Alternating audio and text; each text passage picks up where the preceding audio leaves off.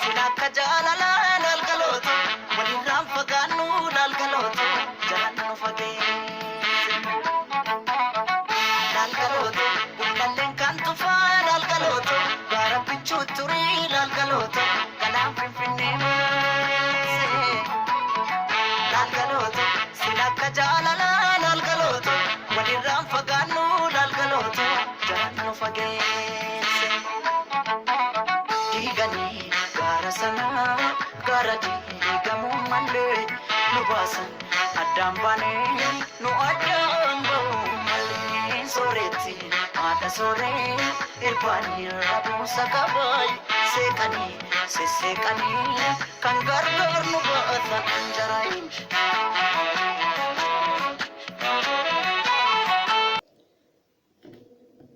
Ashama harka fuunee jaallatamtoota fi hordoftoota maatii qabsoo itti fufaa intartiimentii kataatan kabajaan keenya jaalalli keenya sinaan biraa haga'u jechaa kunoo turtii hedduu booda walitti deebinee jirra.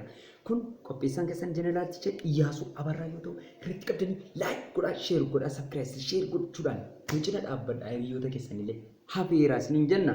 Kun miidiyaa keessan yeroo hundumaa qabsoo uummata Oromoo biyya keessaa biyya ala biyya hambaa addunyaarra naanna'eeraa kan dabarsu yoo ta'u nu cina dhaabbadhaa. Afeerraan keenya yeroo hundumaatti kan isin cina dhaabbatu qabsoo itti fufaa intartiimentii qopheessaan keessan guyyaa har'aa Iyyaasuu Abarraa yoo ta'u torbanoota hedduu keessa qaxxaamuree walitti dhufnee jirra. Kunoo nagaan keenya bakka jirtanitti isin haa qaqqabu isiniin jechaa kunoo arramu isinii waliin kan turu ana Jeneraalticha keessan har'a kan irraa ofirraa dubbannu wayii qabsaa'ota Oromoo qabsoo garamitti imalaa jirti ka jedhuu fi haala yeroo irratti irraa dubbachuu barbaada. Dhalattoonni Oromoo qabsoo dhaala godhatan marii haala yeroo guyyaa har'aa waliin turu keessatti dhalattoonni Oromoo yookaan ilmaan Oromoo akkamitti qabsoo dhaala godhanii yoo jettan ilaaluu dandeessu. Jaarraa hedduun yookaan bubbulee qabsoon kun qabsoo kana keessatti ilmaan Oromoo hedduu kumaatamaan lakkaa'aman kan wareegaman artistoota irraa yoo jalqabne garasi eebbisa addunyaarraa yoo jalqabne eebbisa addunyaa Usmaayyoo Muusaa, Yoosef Gammachuu, Daadhii Galaan, Hacaaluu Hundeessaa, Kamaal Eebonoo kataan achirraa achis eeganii haga har'aatti nu bira hin hanne.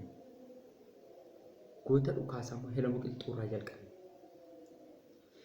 Kan qabsoo yookaan dimokiraasiidhaan immoo dorgommii yookaan karaa nagaan impaayera kokkee qabaa ture Hayilee Fidaa fi Baarootumsaaf namoota jajjabootti dhabne. Kanaan maaltu furmaata yoo jettan yeroo kana keessatti wanta adda baastan hin beektu. Gaaf tokko ibsaa kaafaawwan baasee irratti Profeesar Mararaa Guddinaa akkaataan itti dubbate warri bosonaa hagala karaa nagaa haa qabsaan kan jedhan irratti karaa nagaa qabsaa'uuf nuun jirra. Kana booddee karaa nagaa qabsaa'uuf nuun furmaata argamsiisan jiru jedhe jala muree jechuudha. Kana jechuun hiikaasa isinuu diiddanii bira ga'uu dandeessu jechuudha. Kanaaf isin maal gochuu qabdu? Kallattii dandeessaniin wanta dandeessaniin namatti amantan dhaabatti amantan jabeeffachuu dirqama keessa. Jabeeffachuu. Abaawwan maal jedhe? Marroon maal jedhe? Marraan maal jedhe? Baqqalaan maal jedhe? Jawaar maal jedhe? Amzaanoo Shamsaddiin maal jedhan ka jettan yoo taatan torbanoota dhuftu keessatti qabadheen isiniif dhufa.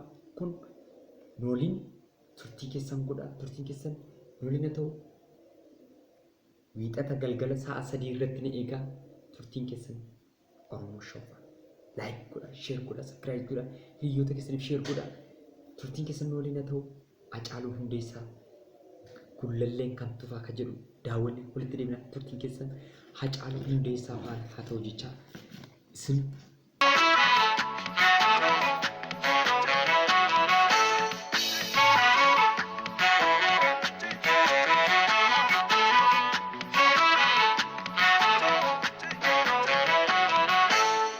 lalgalooto gullalleen kan tufaa lalgalooto gaara bichuu turii lalgalooto galaan finfinnee maasee lalgalooto silakka jaalala lalgalooto walirraan fagaannu lalgalooto jalaan nu fageesse lalgalooto gullalleen kan tufaa lalgalooto gaara bichuu turii lalgalooto irra diigamuu malee nu baasan addaan baanee nu addaan bahuu malee sooretti haadha sooree irbaanii rabuusa gabaay seeqanii sesseeqanii kan gargaar nu baatan jarayin.